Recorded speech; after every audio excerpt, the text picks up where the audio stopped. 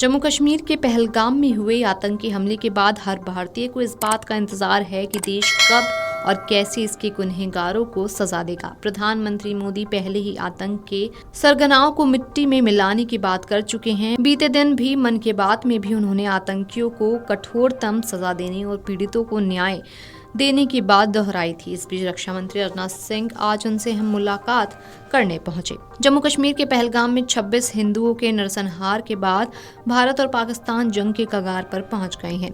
भारत जहां पाकिस्तान को उसकी कारगुजारियों का सबक सिखाने के लिए प्लान बना रहा है, तो इसी बीच रक्षा मंत्री राजनाथ सिंह प्रधानमंत्री मोदी के साथ बैठक की। 7 लोक कल्याण मार्ग पर स्थित पीएम आवास में दोनों नेताओं के बीच करीब 40 मिनट तक बातचीत हुई।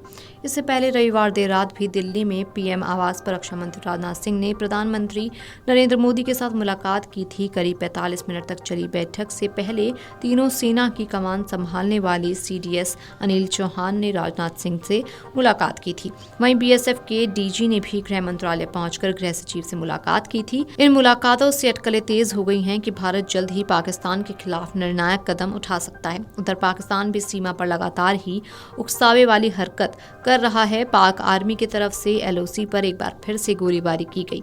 कुपवाड़ा और पुंछ के इलाकों में ये फायरिंग छोटे हथियारों से की गई, जिसका भारतीय सेना ने भी माकूल जवाब दिया। पहलगाम में हुए आतंकी हमले के बाद भारत सरकार ताबड़तोड़ एक्शन ले रही है। केंद्र सरकार ने पाकिस्तान पर 6 बड़े प्रतिबंध लगा दिए, तो दूसरी तरफ सीमा पर भी तैनात भारतीय फौज एक्शन में है। सेना के तीनों अंग सीमा पार से होने वाली हर हरकत पर नजर बनाए हुए हैं और दुश्मन के हर वार का जवाब देने के लिए तैयार है। यानी साफ है कि जमीन से लेकर आसमान तक हमारी सेना चील की तरह पाकिस्तान से लगती सीमा पर नजर जमाए हुए है।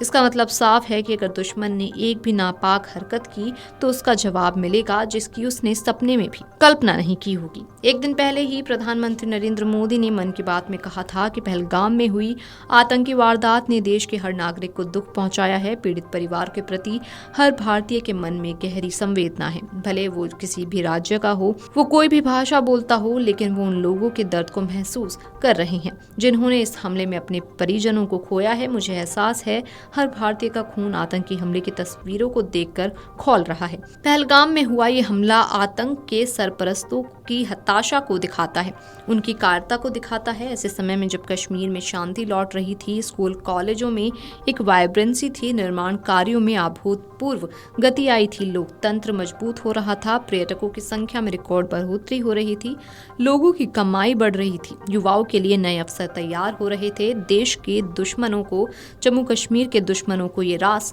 नहीं आया। पीएम मोदी ने आगे कहा था कि आतंकी और आतंक के आका चाहते हैं कश्मीर फिर से तबाह हो जाए और इसीलिए इतनी बड़ी साजिश को अंजाम दिया। आतंकवाद के खिलाफ इस युद्ध में देश की एकता, 140 करोड़ भारतीयों की एकजुटता हमारी सबसे बड़ी ताकत है।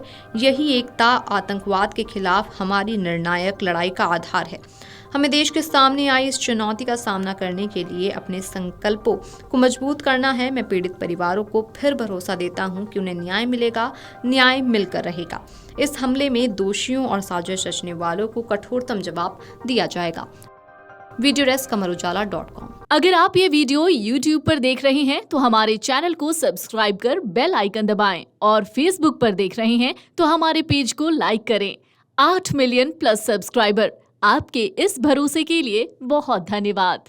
अगर आप ये वीडियो YouTube पर देख रहे हैं तो हमारे चैनल को सब्सक्राइब कर बेल आइकन दबाएं और Facebook पर देख रहे हैं तो हमारे पेज को लाइक करें। 8 मिलियन प्लस सब्सक्राइबर, आपके इस भरोसे के लिए बहुत धन्यवाद।